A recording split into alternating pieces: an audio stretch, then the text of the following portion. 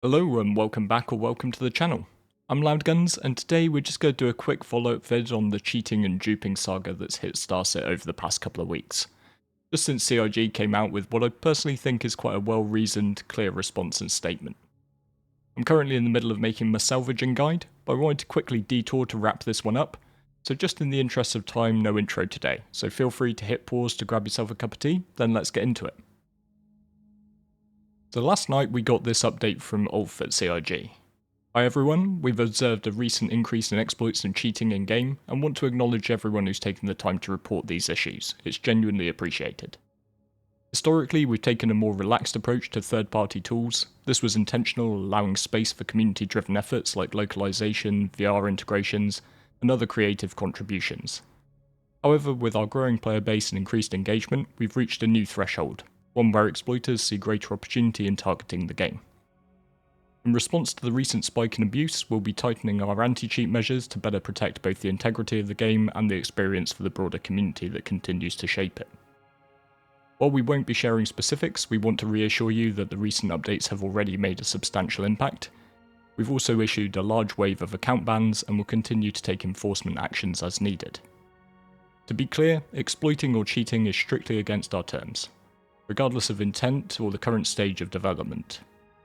We understand some users may be experimenting, acting out of curiosity, or believe they're helping expose issues, but even these actions can be disruptive and damaging to the game. This behaviour can lead to serious consequences, up to and including permanent account closure. We'll continue monitoring the situation and taking whatever steps are necessary to ensure fair play. Thanks again for continuing to report issues as they arise. Now, since I made my first vid on this subject, the game has been hit by a wave of proper hacking. People using software clients which grant them a bunch of powers, and most impactfully the ability to steal player gear right off the person and kill entire servers worth of people. Honestly, one of the creepiest moments I've seen in Star Citizen is walking through Horizon where every NPC is dead. I didn't include these types of hacks in my original vid, and I did get a couple of comments asking me why. Quite simply, I didn't think there was a discussion to be had on them. They've been around for a while now, and all there is to say on the matter is, hacking's bad, okay? And anyone who disagrees is essentially just self-reporting. However, having seen the negative impact these can have, it's good to see CIG responding and closing the easy anti-cheat workaround. I know this will be sad for some, particularly those that relied on the workaround to use VR or Linux-based systems to play the game, but this is a pretty clear-cut greater good for the greater number argument that's pretty hard to contest. Hacking and cheat software is going to be something any game studio has to contend with. The more successful your game is, the more demand there will be for hacks. Some people suck at video games but want to act like they're good, while others are incentivized by profit, using cheats to rake in game cash and sell it for hard currency. It's an arms race, and hopefully this is a wake-up call to the devs that they need to be a bit more on it in terms of protecting the integrity of the game. But it is also interesting that CIG are clearly lumping exploits in with this statement, and they're leaving no uncertainty on the table as to where they stand and where we stand with regards to the TOS.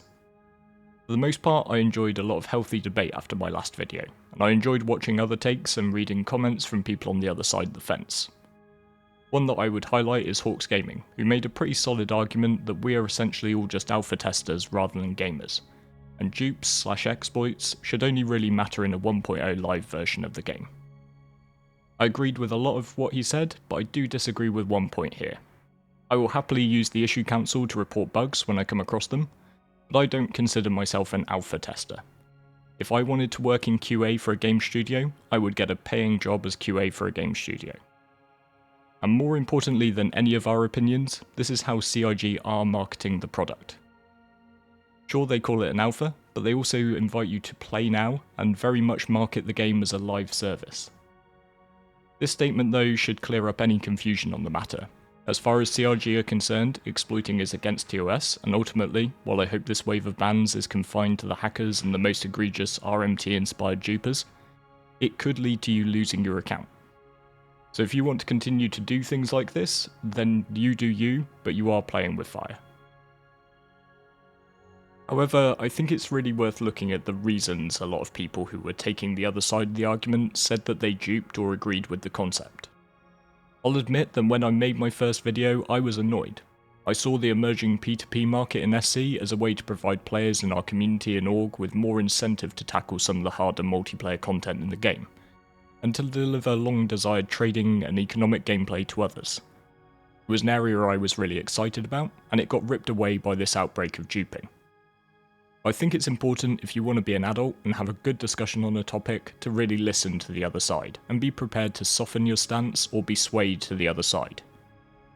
And the number one that makes sense is, to paraphrase about 100 comments, I lost my stuff and this is a way for me to get my stuff back. For ages now, every new patch has come with the fear that you would log in to find yourself missing components or entire ships from your hangar. Remember that Wicklow Polaris our community built in under 48 hours? Well, we had it for a whole 3 days before patch 4.2 dropped and ate it. There was a lot of fair criticism in my first video that I blamed players rather than CIG. And while I won't row back entirely, you are all people who can make choices, and if you know what you're doing is wrong, you know what you're doing is wrong. I will admit that I can understand the frustration and the justification. And I do think it's something CIG need to look at. They are moving fast this year, rolling out new patches monthly. And since the database is clearly struggling to move patch to patch consistently, that means that players are losing a lot of their progress a lot more of the time. Obviously, the longer term fix is to shore up the database logic, and ensure that patch day doesn't come with this fear at all anymore. But maybe in the short term, CIG should reconsider the barriers to things like ships, and in particular high-end components.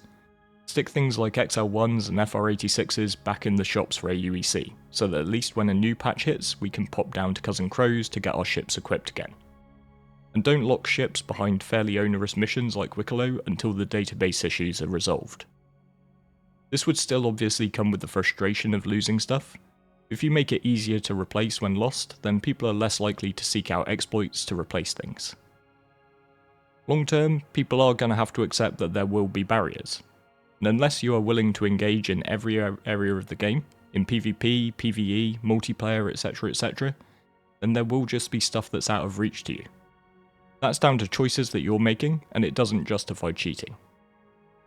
But maybe for the time being, while the game is still being built around us, CIG needs to recognise the pain points of their backers, like they did with Tier 0 item recovery, and adjust accordingly. Anyway, I'll leave it there and keep this short and sweet. As ever, thank you for watching, and if you'd like to keep up with more content from the channel, hit subscribe and stay tuned. Catch you in the next one.